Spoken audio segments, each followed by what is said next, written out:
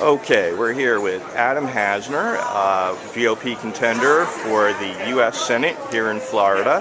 All right, Adam, let's start off with the good news. Last night you won the straw poll here at Presidency 5 for the RPOF. So what's your reaction to that? You won, what, 34-30 over your nearest competitor? Well, I think this is a validation that the 5 months that I've been a candidate, we've been out working hard. I've been traveling the state, county to county, having the opportunity to introduce myself to Republican voters, introduce myself, and share my message about what we need to do to get our country headed back in the right direction. I think this was a validation that our hard work is paying off, that our message is resonating, because I've only been a candidate for 5 months. Some of the other Republicans that are running have run statewide before. They've held statewide office, and so this is a great sign of the momentum that we're building, but it's just the very beginning. We have a lot of hard work to do, and I'm confident that the more people learn about me, that they recognize that I'm the right Republican that can beat Bill Nelson. And I think that's the most important thing, is having a conservative, proven conservative, who can beat Bill Nelson. And I think I continue to demonstrate that I'm the right Republican who can win in November of 2012. Okay, now let's talk about the fact that you have been a State House member. What are you finding the differences and the difficulties are between running for a State House seat, which is relatively small, compared to running statewide? Well, Florida's a big state, almost 19 million Floridians. When I served in the state legislature from a district in southern Palm Beach County and northern Broward County, there were 150, 160,000 residents, and so it was a very compact area in the southern part of Palm Beach. Running statewide has been, in many ways, like drinking water out of a fire hose. Again, because I've only been a candidate for 5 months and I've never run statewide, so I've had the opportunity to be up in the Panhandle and travel from Pensacola to Panama City to Destin, Fort Walton, all the way across through to Jacksonville and then down the state. And so I've been everywhere. We've been on the road 6, sometimes 7 days a week, spreading our message, getting the opportunity to introduce myself, talk about my record, being a proven conservative during my time in the state legislature, but also more importantly, talking about my position on the issues today and my vision for the future, what we need to do to rein in the size and scope of government, balance the federal budget, cut federal spending, reform entitlements, but more importantly, how we're going to grow our economy through scrapping our tax code and having a flatter, fair, more simple system, regulatory certainty, repealing all of these job-killing regulations, whether it's the federal health care legislation or some of these attacks on private enterprise from the National Labor Relations Board or the Environmental Protection Agency. What this administration has done is stifling economic growth. And so as I've been out there talking, I think people have been responding as they get to know me. I'm very confident that they're going to be very supportive. They're going to learn about my time in the state legislature as the majority leader. When Marco Rubio was the Speaker of the House, he selected me to serve as his majority leader. We fought hard for a conservative reform agenda then, and even when it wasn't popular to be a conservative, I was fighting against those in the Republican Party who were calling for more moderation. And I'm the one who is saying we don't need to be less partisan. Republicans need to be more principled, and I think that's what we need now more than ever in Washington. And I'm going to continue to take our message county to county, corner to corner of the state, and I've been very encouraged with the support we've been receiving. Okay, now let's talk about your conservative credentials. There's no doubt on a lot of issues you are a proven conservative. But one of the issues that people come to me about and they ask me about is, and you just mentioned the EPA and rolling that back, is what they consider to be your support of what they call the state cap and trade bill. And it troubles them, and I'd like to give you a chance to address that, Sure. both what you've done in the state and what you will do as a U.S. Senator. Well, first and foremost, I don't support cap and trade, and I never will. And unfortunately, my rivals in the Republican primary are distorting my record and actually distorting the facts, because the legislation that I supported during my time in the state legislature is the same legislation that Marco Rubio supported. And the reason we supported the legislation is because it actually shredded, it blocked Charlie Crist's attempt to do exactly what Obama was trying to do, which was an end run imposing a cap and trade trade scheme through an executive order. It was designed by George Lemieux, who then was Charlie Crist's chief of staff and is now one of my rivals in the Republican primary. And these are the same attacks that George Lemieux launched against Marco Rubio. When George Lemieux was supporting Charlie Crist for U.S. Senate and I was supporting Marco Rubio, these were the same attacks. They were saying, oh, Marco Rubio supported cap and trade because he supported this piece of legislation. Go back and look at the facts, see what all of the newspapers reported, all the environmental groups all said the same thing, which is what I've been saying. Our legislation blocked cap and trade in the state of Florida. And don't just take my word on it. The fact that we don't have cap and trade in Florida is proof in the pudding, because the legislation that we supported was intended specifically to prevent Charlie Crist from imposing cap and trade. And so the facts are there. I hope people won't buy into some of the distortions and some of the lies that my Republican rivals are spreading. And I'm confident in my record, and these reports have already come out. Newspapers and conservative periodicals have proven exactly what I'm saying, so I hope people will check that out. Okay, well, let me ask you the question directly. Do you believe in anthropogenic, man-made global climate change?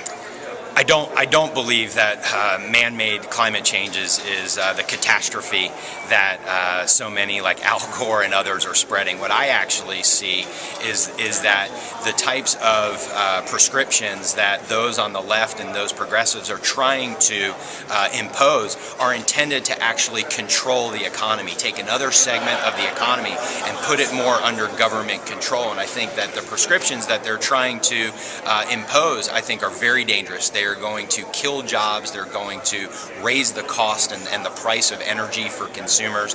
It's a way to really have a tremendous negative impact on our economy. And so I'm not somebody who subscribes to that belief. And I think that it's actually something that's counterproductive, because if there are natural causes that are making this happen, then what I think we should do is look for ways to adapt to the changes, as opposed to try to have a control, a regulatory scheme that's going to be a top-down in control on our economy and on such an important part of our nation's economy, our energy industry. I'm a big believer in an all-of-the-above energy policy. I support offshore drilling. As a matter of fact, when I was in the state legislature, I actually was the one who voted for offshore drilling off of Florida's coasts. And then when Charlie Crist tried to permanently ban offshore drilling through a constitutional amendment, I was the one who actually blocked his proposal in the state legislature. And so I'm a big believer in nuclear power, a big believer in more domestic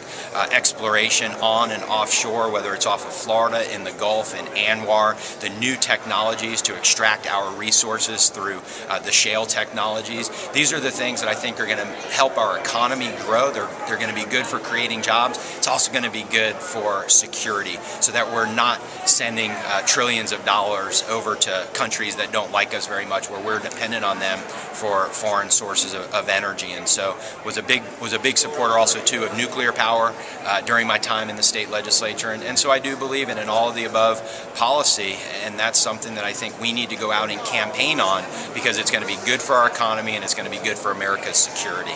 Okay, now the other big story, and we'll make this our final question, is obviously the UN met this week, the General Assembly. And what's your take on, first of all, President Abbas deciding to ignore President Obama and ask for observer status? And how do you think President Obama has handled his Israel policy in general, but this specifically? Well, first and foremost, I would tell you that the Obama administration has been the most hostile administration to the state of Israel since its existence. It's been the Obama administration's treatment of Israel during the course of the past 3 years that I believe has actually allowed Abbas to go to the UN with this type of momentum. And I think that what has happened is President Obama has been more concerned about having daylight between the U.S. and Israel rather than standing with our allies. I'm a big advocate for a national security policy based on peace through strength, so our allies know that we stand with them, our enemies know that we oppose them. This president is making it more and more difficult for our greatest ally in that region, the state of Israel. And I think what we're seeing now in the United Nations, first let me just say too, the United Nations is a corrupt organization. And I think what we need to do, and what I've called for in the article that I just wrote that was published at townhall.com, is for the elimination of funding to the Palestinian Authority. I was the first one who did that several months ago when there was the combination of the Hamas and the Fatah governments, because Hamas is a terrorist organization. But I'm also calling for the defunding of any United Nations program that's not in the best interest of the United States. I am not a fan of the UN. I think that it actually is not, many of those programs are not in the best interest of America's security. Certainly the treatment of Israel and what is happening at the UN, I think is not just dangerous for Israel, but it's dangerous for the United States. I think we need to stand firm with our ally. We need to have a strong relationship, and there can't be that type of daylight. And as I'm watching what is happening with the UN, I recognize that Abbas has just also said that he doesn't have any intention of recognizing a Jewish state of Israel. And so how can you have negotiations? How can you have any type of peace negotiations with an entity that won't recognize the Jewish state of Israel? And so this is a very serious issue. This administration has been making it more and more dangerous for Israel's survival, and I believe that the United States needs to speak with one voice, and we need to stand shoulder to shoulder with the state of Israel. Okay. Now, just in case I didn't ask a question that maybe you want to let people know, what is the one thing Sure. that people need to know about Adam Hasner when they go to the ballot box for the primaries? Well, I think what's most important is that I've proven myself on the tough issues. And that means that even in the face of opposition, even in the face of criticism, I've stood up. Whether it was rejecting $500 million of Obama federal stimulus funds for unemployment, whether it was blocking Charlie Crist's attempt to ban offshore oil drilling, whether it was fighting for the biggest tax cut in Florida's history. When I was being criticized, I stood firm. I fought to protect the right to a secret ballot in the workplace here in the state of Florida against the unions to counter card check. This wasn't popular just a few years ago. Remember, a lot of people in the Republican establishment back in 2007 were saying that the best way for the Republicans to be successful was to act more like Democrats. And so I stood firm even when it wasn't popular. I've also proven that I will stand up not just to Democrats, but to Republicans who act like them. And I think we recognize that the problems we face today in Washington weren't just created by Democrats. Republicans share in the blame. And so I think it's important to recognize it's not just about electing any Republican, it's about electing the right Republican.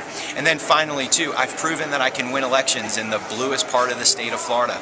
Being from Boca Raton, it's not popular to be a pro-life, pro-Second Amendment, conservative Republican. But I've won with that record in that area, in a district that voted for John Kerry and Barack Obama. I'm proud of my record.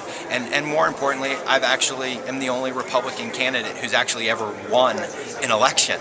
And so I think that's important, because that's what it's going to take to beat Bill Nelson in 2012. Being a Jewish conservative also, I think, is going to provide a tremendous advantage in Broward and Palm Beach, places where I think are going to be very competitive, and we're going to need to win over many of those voters. And so I'm looking forward to continuing our hard work, traveling the states, spreading our message, and I'm looking forward to being back on with you.